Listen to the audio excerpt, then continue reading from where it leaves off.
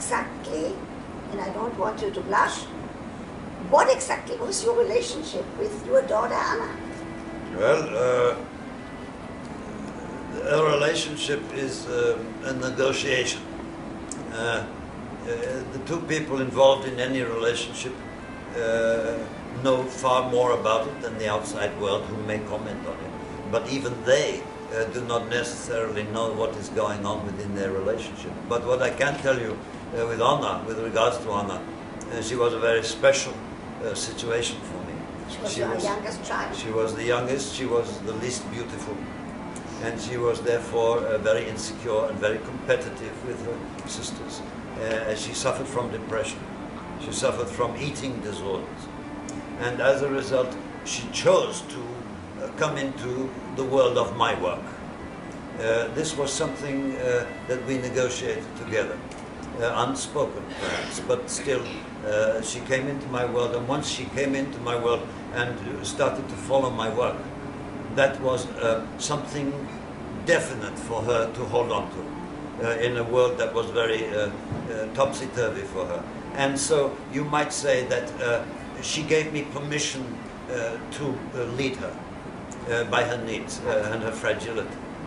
But Sigmund Freud, since I am a behavior therapist, if she would have come to talk to me, I would have told her, you go to medical school.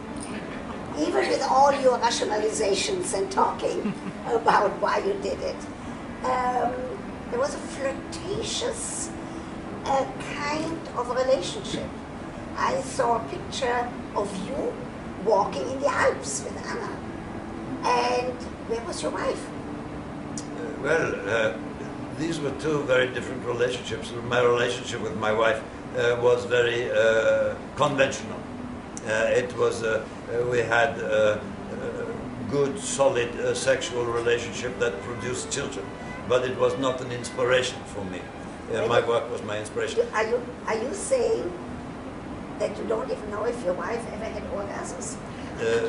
My wife was, did not seem to me to be any more interested in sexuality than I was beyond producing children.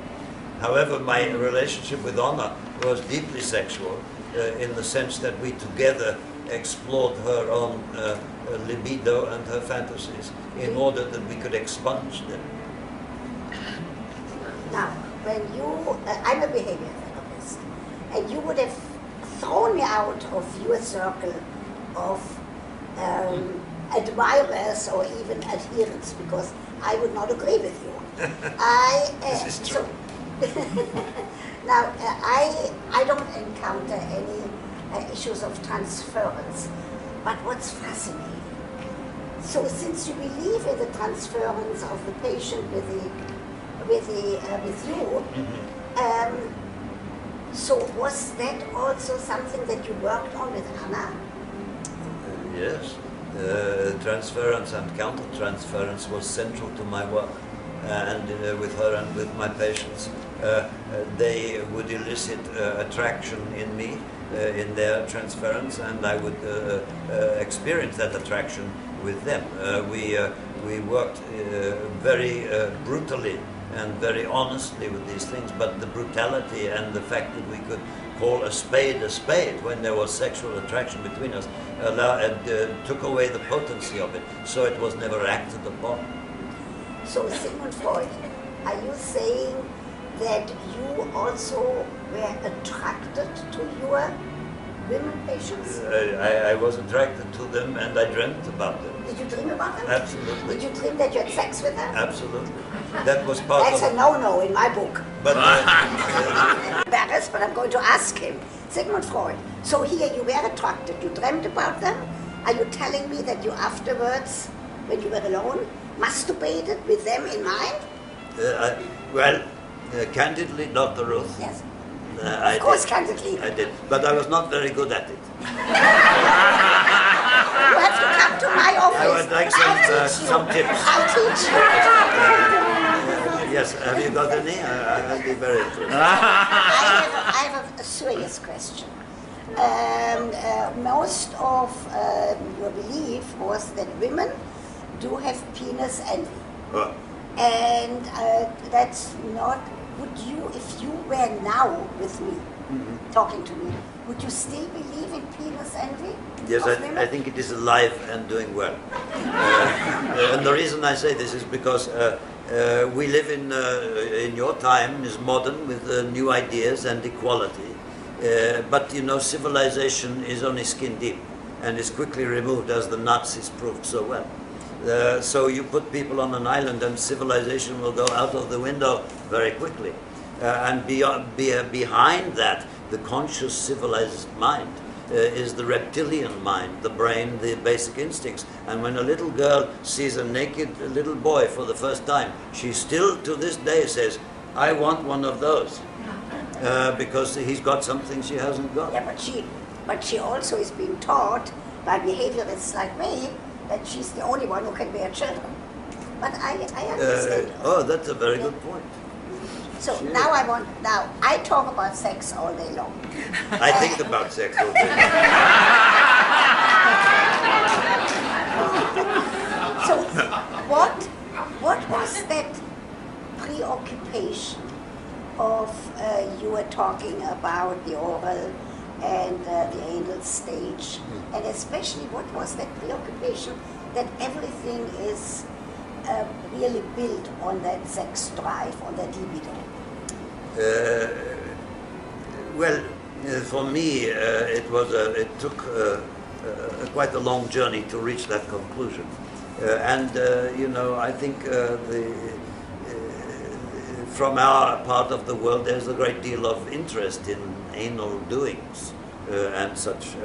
But I felt that man had basic drives, and I tried to remove man from his civilized world and take him back to his place in the animal kingdom. And I thought, yes, animals, what do they need to do? They need to eat, and they need to procreate, and so on. That's how I... So, the Oedipus complex, if you were alive today, would you still hold to that theory that the boy wants to be his mother's lover and wants to kill his father? Today, with quite a lot of hindsight now, I realize that this is not a cut and dried thing, but that for me and perhaps for many, this is true. But that may not be so completely the rule as perhaps I first said. What about the Electra, that the girl is in love with her father and would like the mother to disappear? Is it all the same? I firmly believe this still. Yes, I firmly believe this. I see it every day with young girls. Now I'm going to take you to task about something about the Jewishness. First of all, it's fascinating that you come from a Jewish background, that your wife adhered to some Jewish rules. You didn't permit her to light candles? Is that true? Yes, it is true. That's true. I hope if you come back to Earth, you're going to change your ways. Well, I feel that at the time, my obsession with my work was like many people who have achieved a certain kind of greatness. Much suffers around them, much falls by the wayside. You have a man who made all the electronics, Mr. Jobs. He neglected his children, his wife, everything, in order to fulfill his vision. Not an excuse. No. The Jewishness is so fascinating with me because I'm very Jewish and not Orthodox, but adhere to Jewish values. And in the Jewish tradition it says that a lesson taught with humor is a lesson retained. You did use humor, so you were really very Jewish. I would have to ask you, what was that denial? Was it only the issue about God and the supernatural? Or what was that denial of your Judaic soul? I think perhaps there is some connection between that and my failure to understand the soul of music. I think perhaps I think I was a very tunnel vision man who had his desire to achieve greatness in a certain specific way. And I think much got neglected on the way. Is the not liking the music because you were worried about the emotions that the music brings about? I could not give myself permission if I did not understand the mechanism of my emotion from music. I would not allow. Interesting. But just before the end, you seem to have liked the music, the classical music that came from that radio of yours. You know, when you desire something, I desired to understand music. There is always the Hail Mary, as you say, and the Hail Mary pass to the. And for me, this wonderful man who visited me, Mr. Lewis, C.S. Lewis, such a diametrically opposed to my views, and yet somebody I felt such contact with, almost as a son. The fact that he loved music, yes, I think why can't I? I try one more time. Most interesting, and you did try. Now, in the Jewish tradition, you are not supposed to commit suicide. You can't be buried in a Jewish cemetery if you commit suicide. You didn't exactly commit suicide, but you had an agreement with the doctor. And Louise asked you if your wife knew about it. Did she? She did not know specifically that this was going to be the way. I think that I spoke generally saying there will come a time when I cannot. I had a hole in my face. I had flies trying to land and lay eggs in me. And I said to my doctor there, no more torment. No more torment. But I did not say, oh, tomorrow, my dear. So if we want to leave the Freudian legacy, first of all, from now on, whoever hears the word Freud is going to think of this actor. Am I right? For me, I'm thinking of the actor. There's another movie out there. I like this Freud better. Don't you quote me. Don't you quote me. Because, but would you, Freud, would you have written a different play about yourself, thinking of the audience of today, 2011 and 12? Yes, I think quite a different play. I think it would have been way too complicated and nuanced to be listened to. But I think you have to understand that in my time, men showed affection for each other in a way that was, as the Greeks, that it was a non-sexual. There were ways of expressing love, and certain things that we did that were not tainted with sexuality. And I think that my association with my daughter was a very profound exploration of a field that neither of us had been in before. This was an exploration, our therapy together. Nobody was there to guide us. And the fact that we touched upon her sexuality and tried to heal it does not necessarily mean that I was, what do you say, diddling her. So, but you had one more question, which makes me blush. You were titillating her. So we don't know how much she dreamt about you. We don't even know, in my behavioral sex therapy modality, I can't say it, I'm blushing, if she didn't masturbate with you in mind. I think she probably did. You think that so seriously?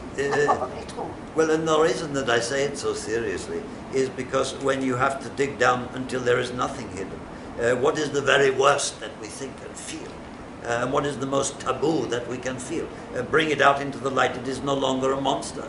If we bring it into the light and we say, you want to masturbate thinking about your father. So let us talk about this. Let us get this out. But never let this be taken beyond where it should be and acted upon. Good. So, Freud, Do we know the relationship of Anna with her mother? I don't see anything. It was not close. Not close. That's because of you, Freud. I think probably we within the family would not even be able to fully explain it. But I would say that from an early age she was very fragile, argumentative. Her beauty became her naughtiness. She did not get on with her siblings because she was in competition with them. And she did not get on with her mother. She came towards me later with her simple, gentle learning. She was just a very insecure soul who needed guiding firmly. But you, Freud, did what Jacob in the Bible did with Joseph. You favored her. You gave her a coat with many colors, which would imply that her siblings must become jealous of her. Did you ever think of that? I think I leveled the field. Yes, yes, because it was very unfair towards her at first, and then because she was so plain. And later in life, she said she did not marry because her love for me was all she wanted. Now, I would not advise her that, but that was how it was for her. Did she have a woman-to-woman relationship? Some people think that with Marie Bonaparte, who saved you. You think that? I think that. And you don't know? I don't know. I would have died for curiosity to know that.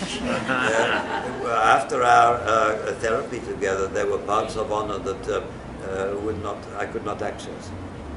And did you have a relationship not permissible by law, by Jewish law, with your sister-in-law? No. No? That is my only comment. Well, do you remember when Freud said what he doesn't talk about is more revealing than what he talks about? Thank you so very much. Now let the audience ask you something.